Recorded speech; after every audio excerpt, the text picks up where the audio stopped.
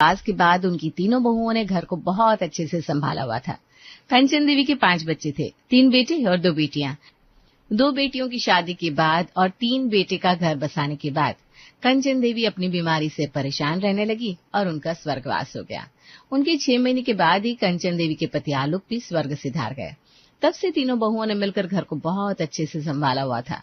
वे अपने 4 मंजिला मकान में तीनों बहनों की तरह रहा करती थी। अनुराधा, मैंने आलू गोभी की सूखी सब्जी, दाल और रायता बनाकर तैयार कर दिया है। तुम मुझे एक तरफ बर्तन मांज दो और एक तरफ रोटियां बना दो, फिर सारा काम हो जाएगा। मैं रोटियां बना देती हूँ, वैसे भी गर्मी बहुत ज्यादा हो रही है और अमीषा को गर्मी भी बहुत लगती है। जब सब खाना खा लेंगे तो सबसे आखिर में अमीषा बर्तन साफ कर देगी। कितनी अच्छी हो तुम अनुराधा, जितना सबका ख्याल रखती हो।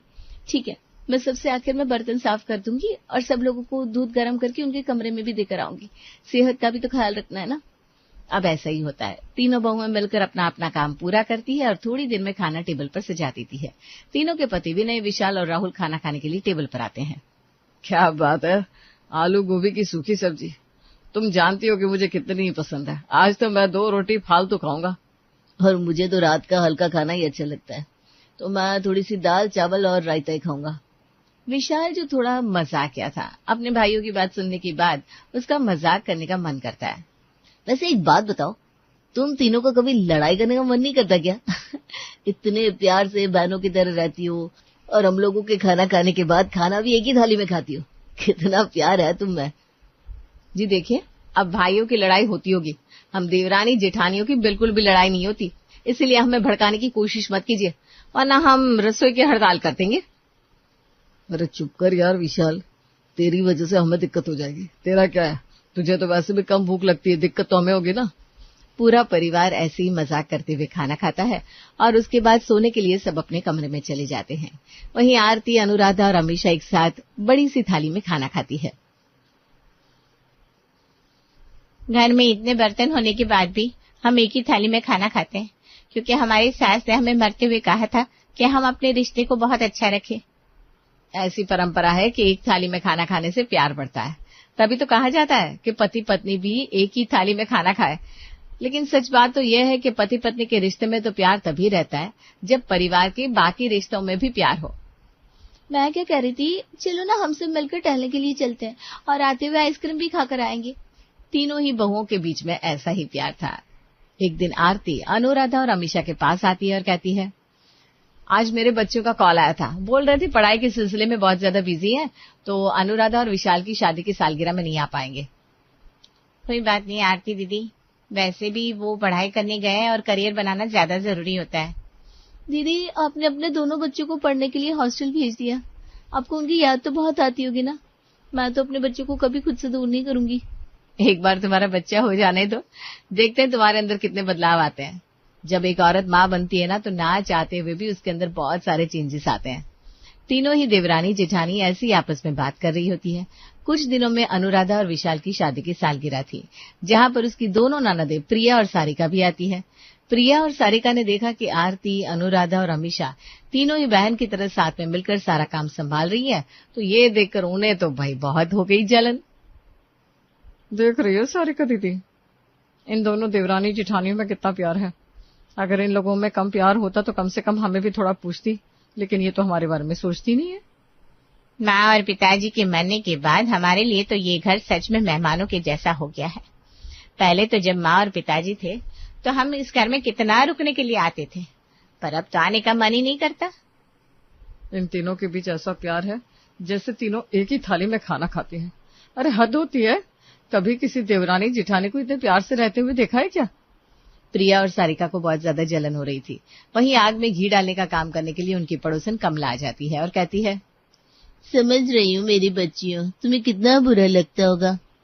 आंटी जी, आप किस बारे में बात कर रही है और हमें क्यों बुरा लगेगा? बुरा तो लगता है ना जब भाभियां अपनी ननदों को पूछना ही बंद कर दे। खैर कोई बात नहीं, जाने दो, क्या ही किया जा सकता है।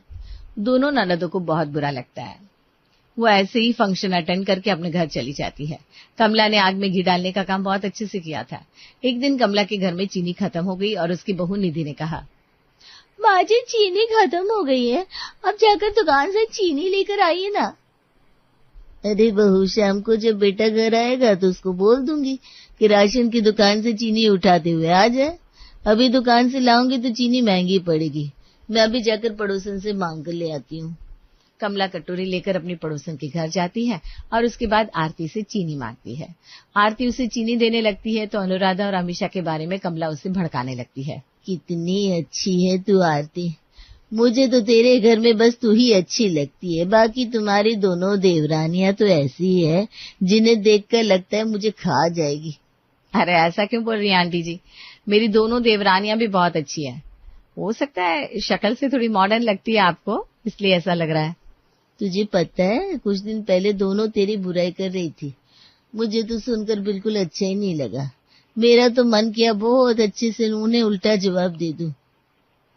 आंटी, आपको मेरी वजह से किसी को भी उल्टा जवाब देने की जरूरत नहीं है। अब वो दोनों मेरी छोटी बहनों जैसी है, अगर बड़ी बहन की बुराई कर भी देंगे तो क्या हो गया। तभी कमरे के अंदर से अनुराधा और अमीषा मुस्कुराते हुए आई और बोली, हमने तीनों देवरानी जेठानियों ने मिलकर हर तरह के सीरियल देख रखे हैं आंटी जी, आपका इस तरह से भड़काना हमारे बीच काम नहीं आने वाला। अपनी चीनी लीजिए और यहाँ से चली जाइए। कमला आंटी वहां से अपना मुंह बनाते हुए चली जाती है क्योंकि उनका पैतरा काम नहीं आया था। वहीं एक दिन प्रिया और सारिका अपने मायके में रुकने के लिए आती है। प्रिया ने सारिका से कहा, देखो सारिका, हमारी तो छुट्टियां पड़ी हुई है, कुछ दिन के लिए यहीं रहेंगे और कोशिश करेंगे कि इनमें जितना हो सके उतना मनमुटाव पैदा कर सके। ठीक बोल रही हो तुम, अगर इन तीनों की आपस में जमना बंद हो जाएगी तो अपने आप ही इन्हें अपनी ननद याद आएंगी। और वैसे भी देवरानी जेठानी की बुराई तो ननद के आगे ही की जाती है ना। दोनों ही ननदें अब घर रुकने के लिए आ जाती है। वो एक दूसरे से अपनी भाभियों की बुराई क्या करती। प्रिया ने आरती के पास जाकर कहा, भाभी आप कितनी अच्छी रोटियां बनाती हो। अनुराधा भाभी को तो रोटियां बनानी नहीं आती, उनके हाथों की रोटी खाओ तो ऐसा लगता है जैसे चिंगम खा रहे हैं। कोई बात नहीं प्रिया, वो चावल बहुत अच्छे बनाती है, तुम कभी उसके हाथ के चावल खाकर देखना, तुम्हें बहुत पसंद आएंगे। वहीं दूसरी तरफ सारिका ने अमीषा के पास जाकर कहा, आप जानती हो क्या अमीषा भाभी, आरती भाभी बोल रही थी कि अमीषा को कोई काम करना नहीं आता, बस सारा दिन खुद को तैयार करती रहती है। कोई बात नहीं सारिका दीदी, आरती भाभी को थोड़ा मेकअप करने की आदत है ना, इसलिए उन्होंने ऐसा बोला होगा। प्रिया और सारिका हार मान लेती हैं। वो समझ गई थी कि वो अपनी भाभियों को आपस में नहीं भटका सकती। वहीं एक दिन अमीषा को बहुत ज्यादा उल्टियां होने लगती है और प्रिया ने आरती के पास जाकर कहा, अरे आरती भाभी, सुबह से अमीषा भाभी को उल्टियां हो रही है, मुझे ऐसा लग रहा है कि उन्हें घर का काम ना करना पड़े, इसलिए ये सब कुछ नाटक कर रही है। अरे बस भी करो प्रिया, कुछ दिन के लिए यहाँ पर रुकने आई हो, अब आग लगाना बंद कर दो। अमीषा को सच में उल्टियां हो रही है और तुम उसकी फिक्र करने की जगह यहाँ मुझे भड़काने आ गई। आरती जाकर अमीषा को देखती है। पूरा परिवार वहां पहुंच जाता है। डॉक्टर आते हैं, चेकअप करके बताते हैं, जी देखिए अमीषा जी प्रेग्नेंट है और जितना हो सके उनका ध्यान रखें। उनके शरीर में न्यूट्रिशन की कमी है, इसी वजह से उल्टियां हो रही है। पूरे परिवार में जैसे खुशियों की लहर दौड़ जाती है। हर कोई बहुत ज्यादा खुश था कि अमीषा प्रेग्नेंट है, लेकिन अब उसे मूड स्विंग्स होने लगे, वो चिड़चिड़ी होने लगी। एक दिन तो वो पूरा दिन सोई रही। शाम के समय जैसे ही अनुराधा उसके कमरे में जाती है तो उससे पूछा, क्या बात है अमीषा, तुमने आज रोटी नहीं बनाई? आज तो रोटी बनाने की बारी तुम्हारी थी ना। हाँ मेरी बारी थी, पर अगर आप बना दोगी तो क्या हो जाएगा? आप तो कभी माँ नहीं बनी ना, आपको पता भी है माँ बनने में कितना चिड़चिड़ापन होता है। कोई बात नहीं अमीषा, तुम आराम कर लो, रोटी मैं बना दूंगी। मैं तो बस पूछने आई थी, अगर तुमने मुझे पहले बता दिया होता तो मैं कब की रोटी बना देती। तुम आराम करो, मैं तुम्हारे लिए गर्म दूध लेकर आती हूँ। अनुराधा बड़े प्यार से बात को संभालती है और कमरे से चली जाती है। लेकिन अनुराधा के मन में अब ये बात घर कर गई थी। उसने रसोई में जाकर खुद से कहा, अभी तो बच्चा दुनिया में आया भी नहीं और अभी से अमीषा मुझसे किस तरह से बात करेगी है। अनुराधा को बुरा लगा, लेकिन फिर भी उसने इस बात को टाल दिया। ऐसे ही एक दिन दोपहर में जब तीनों देवरानी जेठानी साथ में एक थाली में खाना खा रही थी और प्रिया और सारिका भी वहां बैठे हुए थे, तब अमीषा जल्दी जल्दी खाना खा रही थी तो आरती ने कहा, अरे थोड़ा धीरे धीरे खाओ अमीषा, वरना बच्चे को तकलीफ होगी। खाना डाइजेस्ट करने में दिक्कत होगी तो गैस बन जाएगी। भाभी मुझे सब पता है, हर चीज में ज्ञान देने की जरूरत नहीं है। आपने तो अपने बच्चे को बड़ा करके हॉस्टल भेज दिया, आप मुझे मत बताओ कि बच्चों को कैसे रखा जाता है। अमीषा ये बोलकर खाने के टेबल से उठकर चली गई। वहीं प्रिया और सारिका को ये सब कुछ देखकर बहुत अच्छा लग रहा था। ऐसे ही कुछ समय बीता। प्रिया और सारिका तो अब अपने ससुराल वापस चली गई और कुछ ही महीनों के बाद अमीषा ने एक प्यारी सी बेटी को जन्म दिया। पूरा परिवार साथ में बैठा हुआ था। इसका नाम रितिका रखेंगे, अच्छा नाम है ना? इसका नाम हम विभांशी रखते हैं, थोड़ा यूनिक नाम है ना, प्यार से विभा बोलेंगे। रहने दीजिए अनुराधा दीदी, ये भी कोई नाम होता है? इस तरह का नाम रखेंगे क्या बच्ची का? नहीं, मुझे ये नाम बिल्कुल भी पसंद नहीं आया। मेरी बच्ची है, मैं अपने बच्चे का नाम खुद रखूंगी। अमीषा ने ये कहा और अपनी बच्ची को गोद में लेकर चली गई। आरती, अनुराधा और अमीषा के रिश्ते में अब कड़वाहट घुल चुकी थी। वो तीनों आपस में अच्छे से बात नहीं किया करती थी और ना ही साथ में समय बिताया करती थी। तीनों जो कभी एक थाली में खाना खाया करती थी, अब तीनों एक टेबल पर भी साथ में खाना नहीं खाती थी और अपने अपने कमरे में खाना खाती थी। एक दिन आरती ने अनुराधा के पास जाकर कहा, सब कुछ कितना बदल गया है ना। जब से अमीषा प्रेग्नेंट हुई है, हम तीनों के बीच में कितनी दरार आ गई है। और जब से वो नन्ही सी परी दुनिया में आई है, अमीषा को तो ऐसा लगता है कि हम लोग जो भी उसे एडवाइस करेंगे वो गलत ही होगा। मैं आपको बताना नहीं चाहती थी दीदी, उसने तो मुझसे ये भी कहा था कि मेरे बच्चे नहीं है ना, इसलिए एक माँ की ममता क्या होती है ये समझ नहीं सकती। क्या ऐसा बोला उसने? ये तो बहुत गलत था। तुमने पहले क्यों नहीं बताया मुझे? भाभी वो प्रेग्नेंट थी उस समय, उसे मूड स्विंग्स हो रहे होंगे तो मैंने भी इस बात पर ज्यादा ध्यान नहीं दिया। खैर जाने दीजिए, उसका पहला बच्चा है तो उसके दिल में बहुत से सवाल आते होंगे। अब ऐसा ही होता है। अमीषा अपने बच्चे का नाम अर्पिता रखती है। तीनों ही देवरानी जेठानियों के बीच में दरार आ चुकी थी। वे एक दूसरे से बात भी नहीं करती थी और बात करती तो उन लोगों के बीच लड़ाई हो जाती। एक दिन तीनों भाइयों ने इस बारे में बात की। जहाँ पूरा मोहल्ला ये कहा करता था कि ये तीनों देवरानी जेठानी लड़ाई नहीं करती, वहाँ अब तो उनकी लड़ाई खत्म ही नहीं हो रही। काश हम सब कुछ ठीक कर सकते हैं, लेकिन कोई फायदा ही नहीं है उन्हें समझाने का, क्योंकि ये समझने की कोशिश भी नहीं करेंगी। मैं तो सोच रहा था अर्पिता का बर्थडे आने वाला है, वो 2 साल की हो जाएगी, क्यों ना उसके बर्थडे पर हम एक पार्टी रखें। हो सकता है पार्टी की तैयारी के बहाने तीनों देवरानी जेठानियों के बीच में प्यार फिर से बढ़ जाए। ये बहुत अच्छा तरीका है। मैं नहीं चाहता कि बच्चे बड़े हो तो फिर से उन्हें इस तरह से लड़ते हुए देखें। ऐसा ही होता है। अब राहुल पार्टी की तैयारी करने लगता है। अर्पिता को सुंदर सी फ्रॉक पहनाकर सजाया जाता है और उसकी दोनों बुआ प्रिया और सारिका अपने अपने पतियों के साथ आती है। आरती के दोनों बच्चे भी हॉस्टल से घर आ गए थे। पूरा परिवार एक साथ था, लेकिन आरती के बच्चों ने भी देखा कि तीनों देवरानी जेठानी में अब वो पहले वाला प्यार नहीं था। क्या हो गया है माँ, आप दोनों चाचियों से अच्छे से बात क्यों नहीं कर रही हो? मैं जब से आया हूँ देख रहा हूँ आप सब लोग आपस में चुप चुप रहते हैं। ये बच्चों की बात नहीं है कार्तिक, हम बड़ों की बात है, हम खुद देख लेंगे। तुझे बीच में पढ़ने की कोई जरूरत नहीं है, तुम बस अपनी पढ़ाई पर ध्यान दो। पूरे घर में फंक्शन की तैयारी चल रही थी। प्रिया और सारिका के पति राजीव और अशोक भी बैठे हुए थे। किसी ने उनसे पीने के लिए पानी भी नहीं पूछा। थोड़ी देर तो दोनों शांत रहे, लेकिन फिर उनका गुस्सा बढ़ गया। इस घर के जवाई हैं हम, और किसी ने हमें एक गिलास पानी भी नहीं पूछा। अरे आखिर चल क्या रहा है यहाँ? हमने कभी नहीं सोचा था भैया कि मम्मी पापा के जाने के बाद इस घर में हमारी तो इज्जत होती नहीं, लेकिन अब हमारे पतियों की भी नहीं होगी। हम खुद चाहती थी कि हमारी तीनों भाभियां अलग हो जाएं, और हमें ऐसा लगा था कि तब हमें ज्यादा वैल्यू मिलेगी।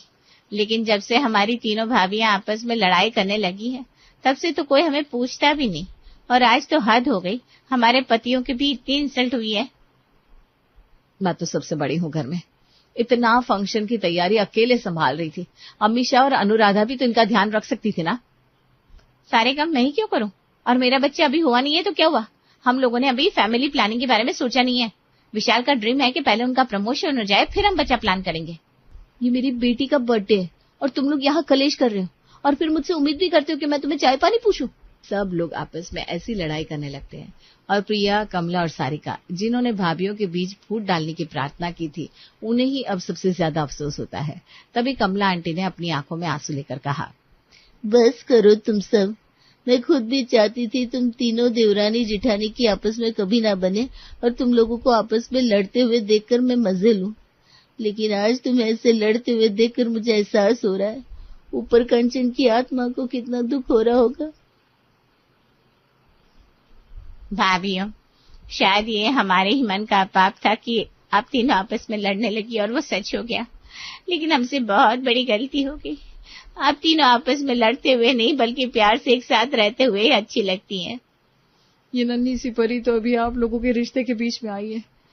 इसका नाम लेकर अभी से इसे बदनाम मत कीजिए कि इसकी वजह से लड़ाई हो रही है। आप लोगों ने अपने रिश्ते में कड़वाहट खुद भरी है, उसे दूर करने की कोशिश कीजिए, वरना ये रिश्ते बिखर जाएंगे।